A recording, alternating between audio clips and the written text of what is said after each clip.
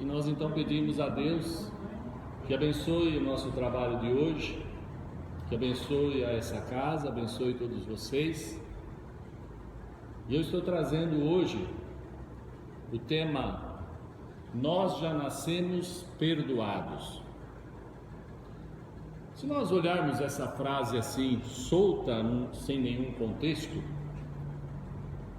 sem nenhuma explicação, nós vamos observar entre nós todos duas interpretações antagônicas. Uma parcela menor das pessoas refletirá mais ou menos assim: se esta afirmação for verdadeira, então eu não preciso mais me preocupar com o meu passado. Vou então me cuidar, orar, vigiar, ficar atento para o meu futuro, cuidar da minha evolução, uma vez que tudo que eu já fiz já está perdoado. Uma outra parcela, mas muito maior, pensará de forma completamente ao contrário. Mais ou menos assim: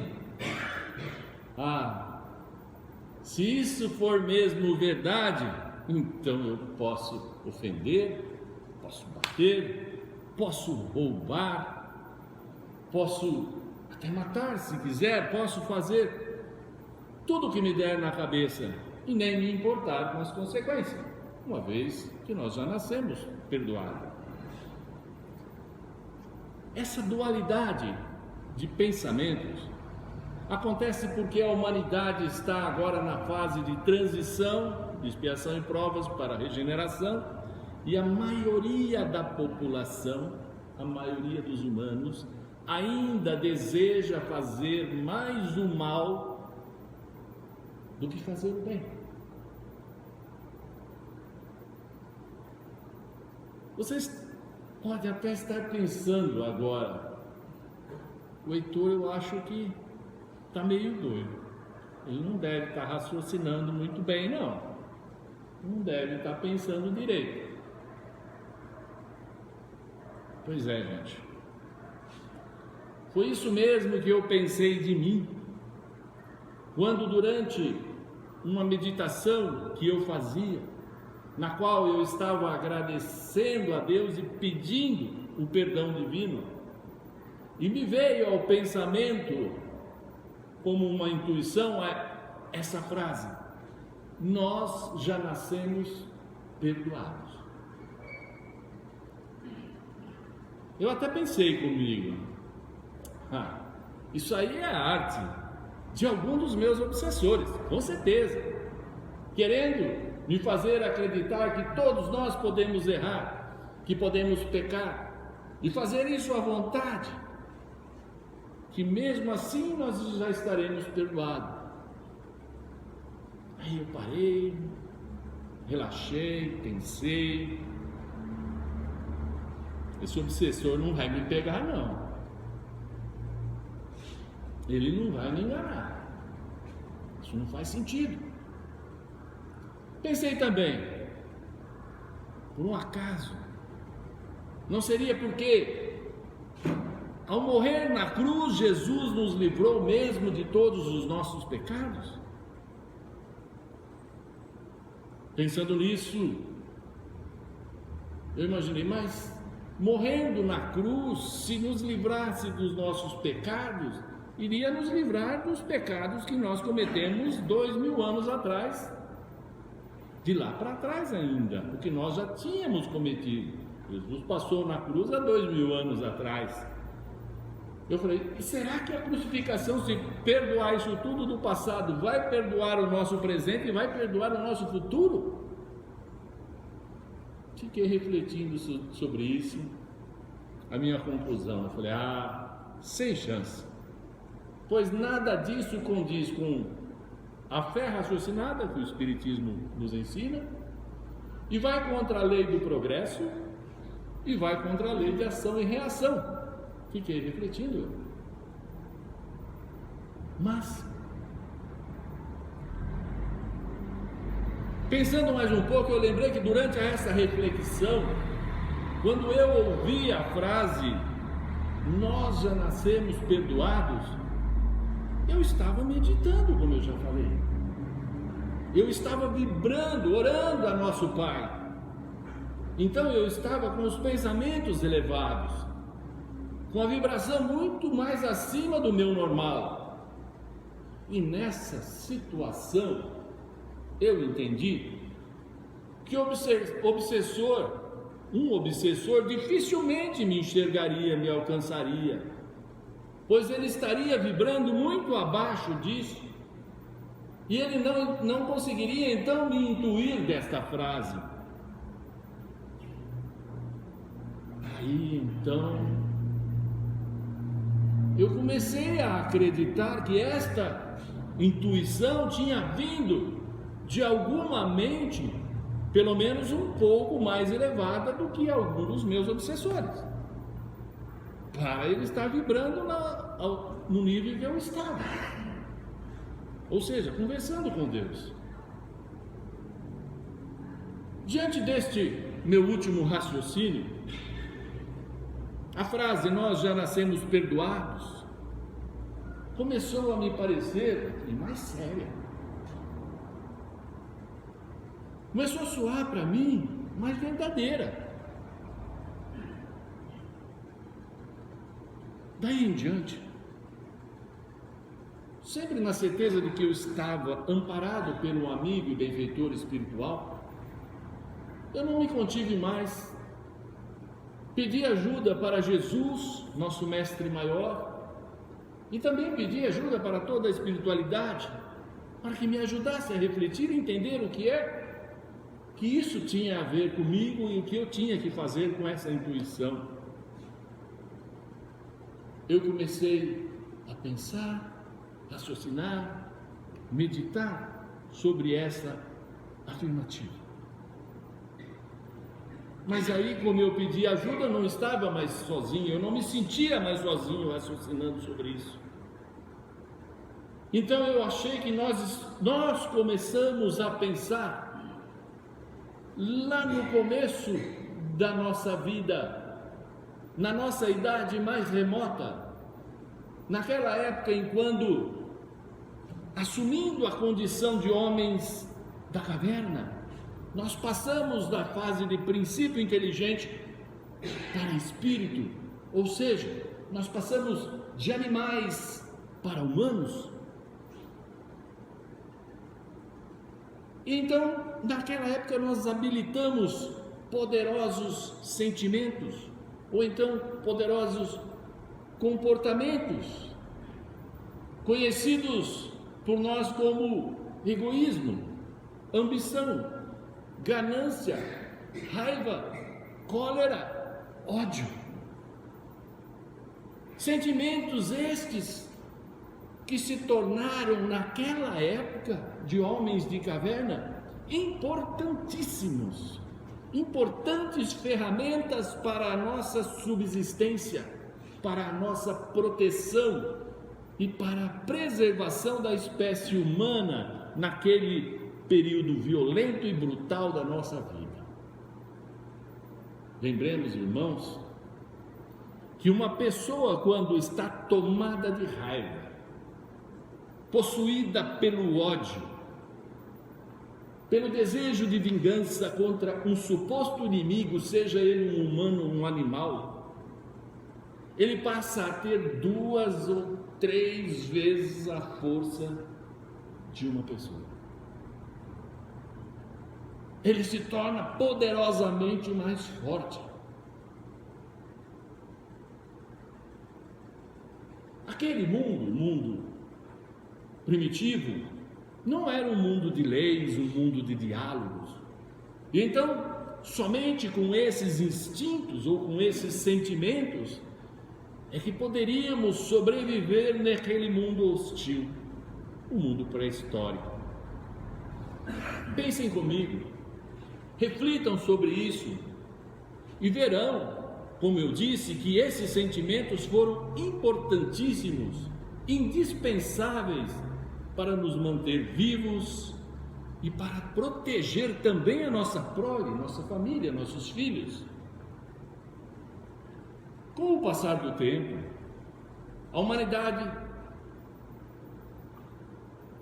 começou a se urbanizar, se aglomerar em espécies de tribos, de aldeias, e por fim, se ajuntou em cidades, foi se formando nações, pois o ser humano começou a perceber a importância e os benefícios que tinham de viverem em grandes grupos, e ao mesmo tempo em que o egoísmo e a raiva e o ódio continuavam a nos proteger e a nos dar força contra seja quem fosse os nossos inimigos. Continuávamos usando e muito ódio, raiva, vingança para sermos fortes. Com o passar do tempo, a humanidade começou a se aperceber que estes sentimentos animalizados passaram a ser um entrave, um empecilho para a convivência harmoniosa em comunidade, um empecilho para o progresso da sociedade. Os ciúmes, a inveja, a violência, a ganância passaram então a prejudicar o convívio saudável.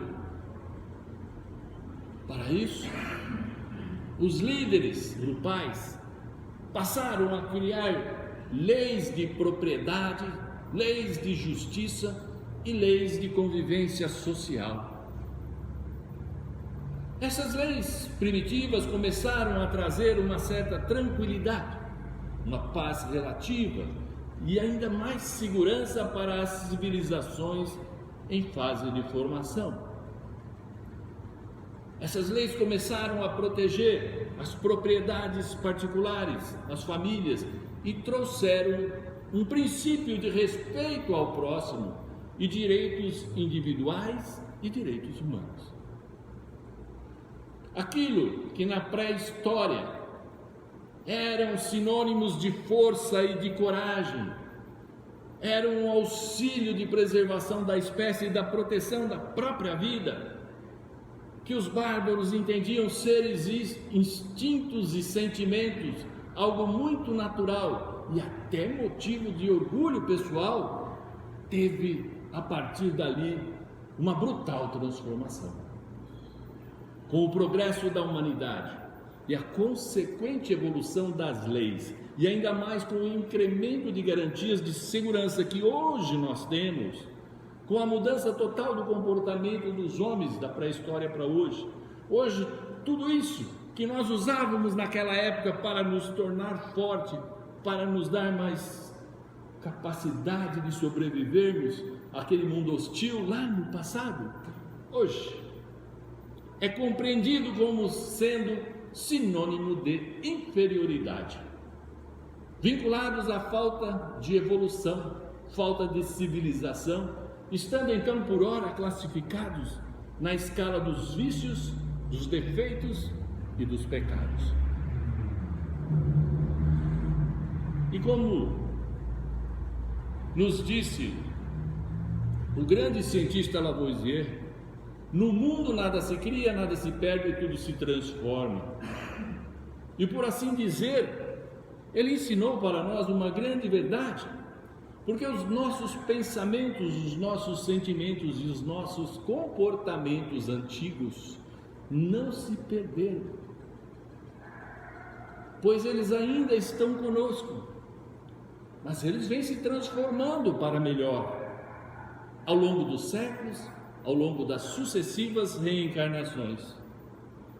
Então, como eu acabei de dizer, todos esses vícios, esses defeitos, esses pecados, ódio, ganância, que tiveram significativa importância no passado, continuarão sempre enraizados dentro de nós, mesmo com a nossa evolução, pois eles são a base de sustentação, ou seja, eles são os ingredientes de formação daquilo que nós chamamos virtude.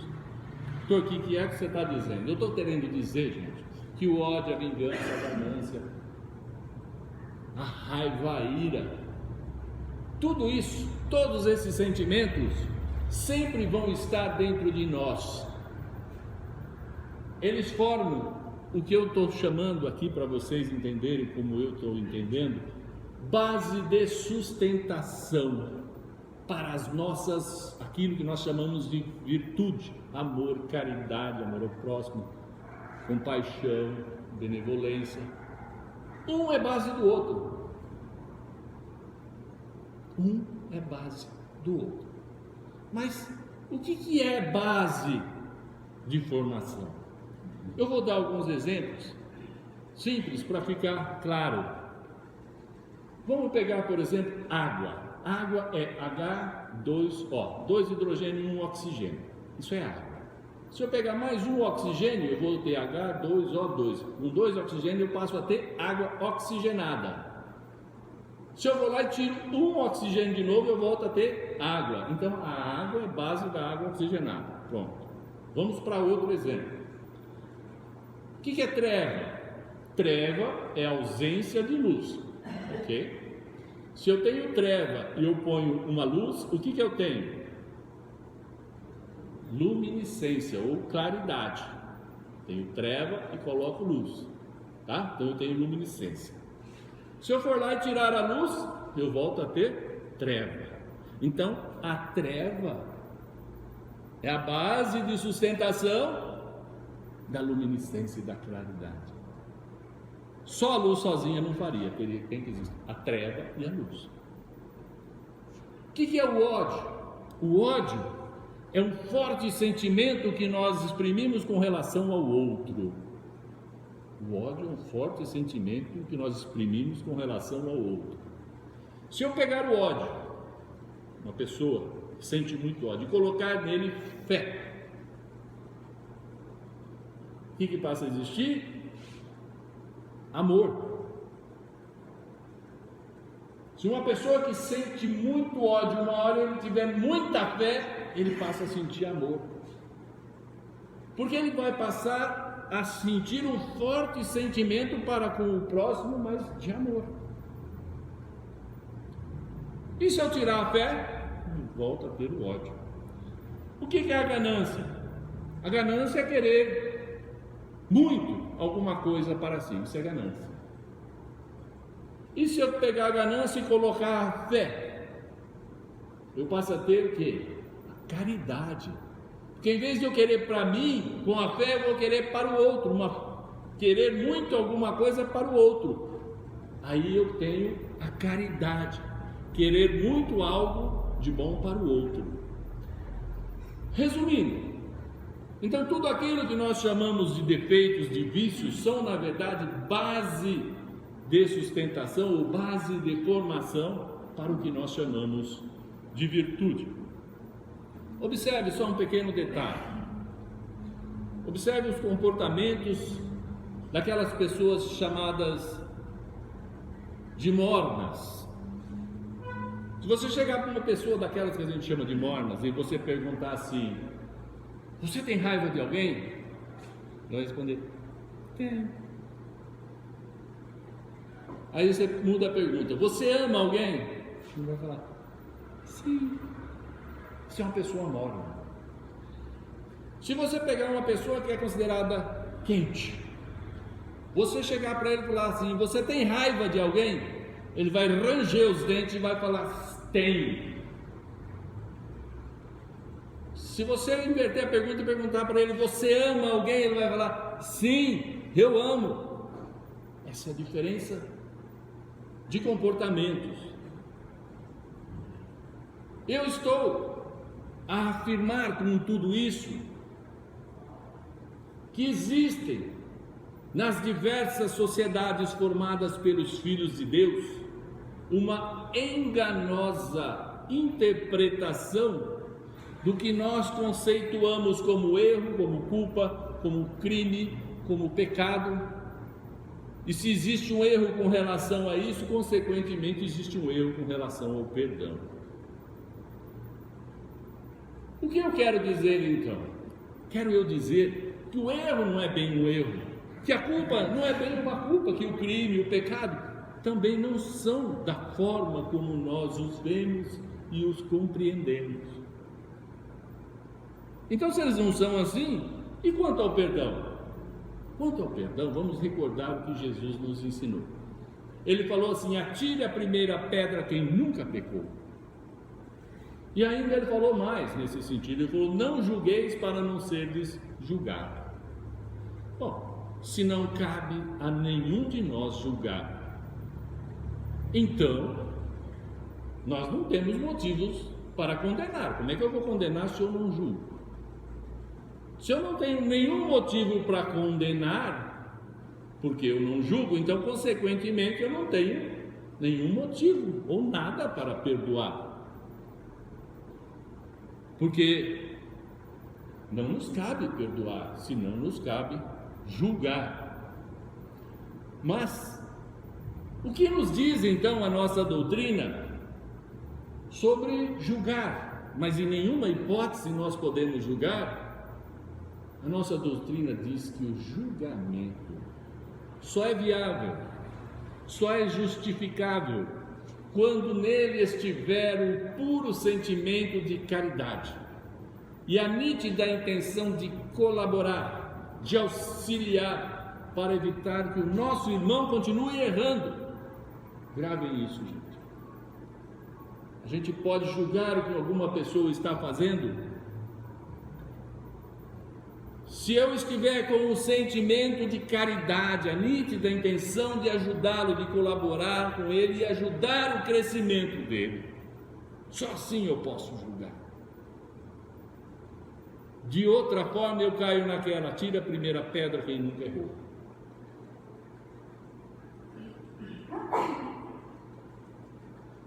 Ou seja, eu só posso julgar se for para ensinar, para dar o exemplo, para contribuir na evolução do nosso próximo. E jamais eu posso julgar para denegrir ou para desmoralizar o nosso irmão. Jamais. Lembram da frase: com o mesmo metro que medirdes, sereis medido? Pensemos sobre isso. Se da mesma forma que julgarmos, nós seremos julgados, então, se nós não tivermos a correta compreensão, se nós não tivermos a compaixão e a indulgência para com os erros e os vícios dos nossos irmãos espirituais mais jovens, eu vou fazer um parênteses: o que é irmão espiritual mais jovem? Todos nós passamos a contar uma idade como espírito a partir do momento que passamos do mundo animal, do mundo animal para o mundo dos humanos, e então passamos a ser espírito. Aí conta a idade espiritual. Então, se você contar quantas vidas ou quanto tempo faz que nós nos tornamos espírito, nós vamos ver que alguns têm menos tempo e outros têm mais tempo. Então, os que têm menos tempo são espíritos mais jovens, idade espiritual mais jovem. Os que têm mais tempo que nós têm idade espiritual mais velha, ok? Então eu estou falando dos irmãos nossos, que nós estamos olhando os vícios e os erros, que têm idade espiritual menor que nós. Suponhamos que a gente tenha 100 vidas encarnadas, chutando, e ele tem ainda 60 ou 70. Eu já tive 30, 40 vidas a mais do que ele. Então ele é um irmão mais jovem. Ok, voltando então ao que eu estava dizendo. Então, se nós não tivermos a correta compreensão, se nós não tivermos a compaixão e a indulgência com os erros e os vícios dos nossos irmãos espirituais mais jovens, também os nossos irmãos espirituais mais velhos, ou seja, aqueles que já viveram muito mais vidas do que nós, se tornaram espíritos muito antes de nós. Então esses irmãos espirituais mais velhos, que consequentemente já estão mais elevados do que nós, terão que lançar mão do mesmo metro que nós estamos medindo. o mesmo critério de julgamento para conosco. Então, para com os nossos problemas, nossos erros, nossos vícios, eles também vão usar da não compreensão, porque nós usamos da não compreensão para aqueles que são mais jovens, para aqueles que cometem erros que nós ainda não cometemos. Eles vão usar da não compaixão, porque nós também não temos compaixão para com eles. Eles vão usar da não indulgência, porque nós também não temos indulgência para com os erros dos nossos irmãos. Ok? E lembremos que nós ainda cometemos muitos erros e precisamos da ajuda dos nossos irmãos espirituais mais elevados. Então, se a gente não pode julgar, somente Deus, nosso Pai, nosso Criador, é que tem o direito moral de nos julgar. Somente Deus. Porque nem os espíritos mais evoluídos podem nos julgar, porque senão eles vão estar cometendo o erro que nós cometemos quando nos julgamos contra os outros. É claro? Então só Deus pode julgar. Mas acontece, Deus que pode nos julgar, não nos julga, não nos condena. E é por isso que eu comecei o tema de hoje dizendo que nós já nascemos perdoados, porque o único que poderia nos julgar não nos julga, não nos condena.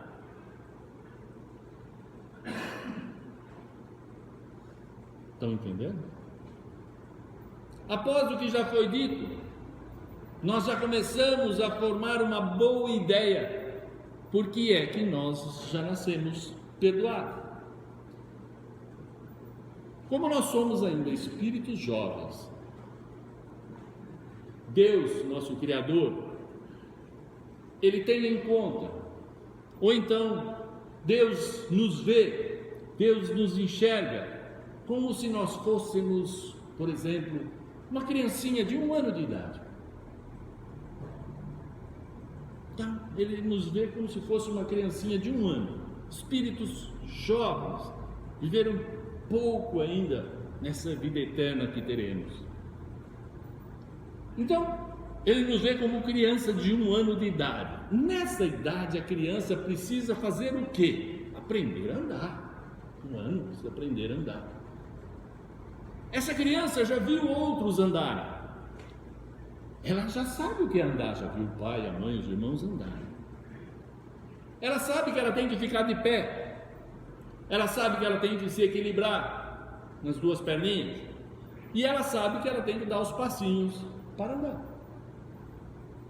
Então, ela tenta andar. Fica de pé. Ela se equilibra. Tenta dar uns passinhos. Se desequilibra. Fica nervosa, cai. Chora. E aí não quer mais andar. Fica com medo de cair novamente. Ela perde a confiança. Aí ela faz birra. Ela faz manha, não é isso? E ela quer colo. Não é assim que se comporta uma criança de 1 aninho? E é por isso que eu estou dizendo que nós somos espíritos de 1 ano de idade.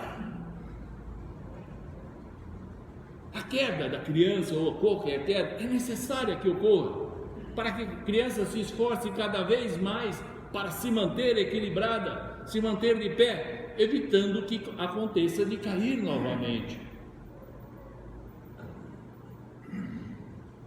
Como eu disse, nós somos ainda espíritos de 1 aninho de idade, espíritos muito jovens, e muitos são muito mais jovens do que nós, mas nós já sabemos algumas coisas, como a criança de 1 ano também sabe.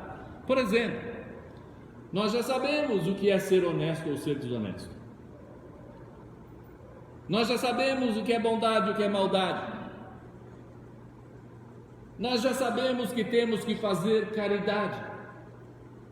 E nós até tentamos ser caridosos.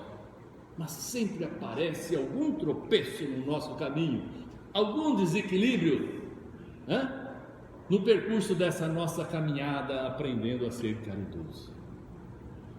O que acontece quando a gente está caminhando para aprender a ser caridoso?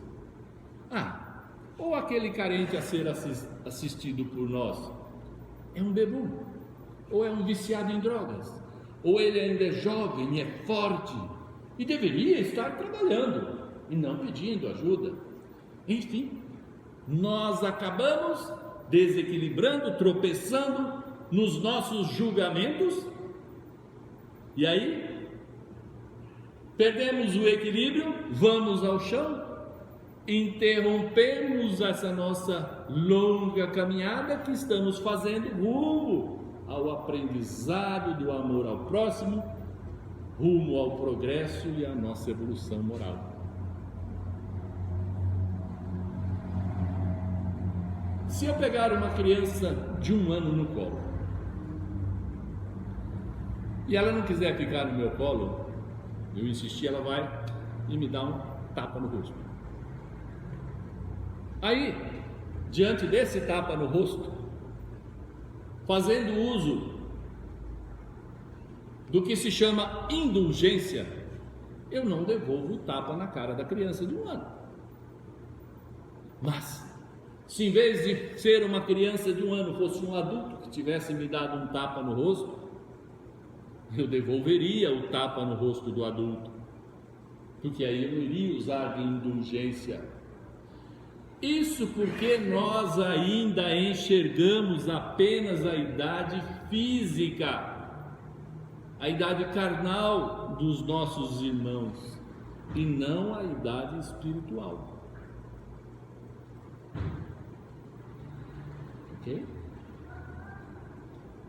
Um dia, mais lá na frente, num futuro até próximo, a maior parte da humanidade terá a mediunidade mais aflorada, verá com mais facilidade o mundo espiritual, e isso permitirá que nós vejamos ou que nós enxerguemos a aura alheia, envolvendo o perispírito do outro, que é o seu corpo espiritual.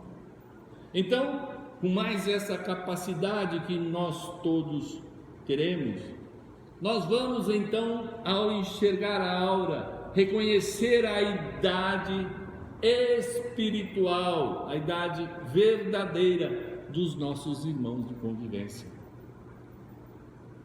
Saberemos isso pela coloração do seu corpo fluídico. Observando isso, nós saberemos mais ou menos a sua idade espiritual. Quando isso acontecer, nós conseguiremos reconhecer o grau de evolução de cada um.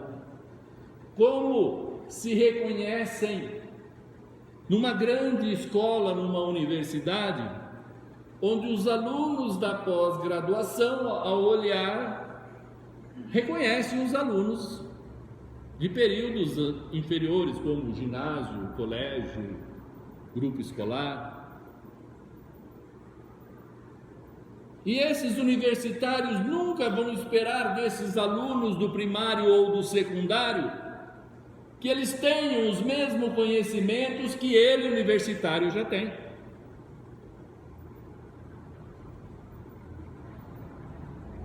Se o aluno mais jovem não souber ainda fazer uma regra de 3,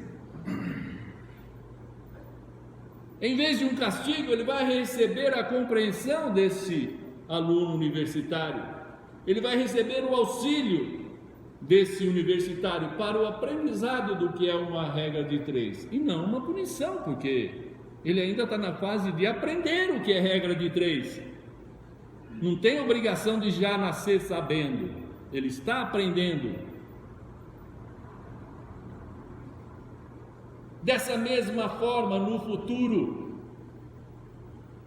um irmão de idade espiritual mais jovem do que nós, suponhamos que ele tenha a aura mais densa, mais escura do que a nossa, e que não aprendeu ainda, por exemplo, a amar os animais.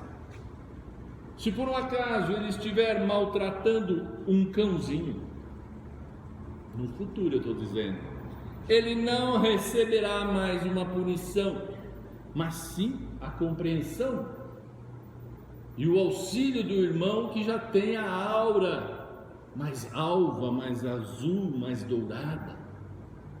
Porque ele vai receber desse irmão mais evoluído ou mais velho a indulgência, vai receber a orientação de que não se deve maltratar um animal.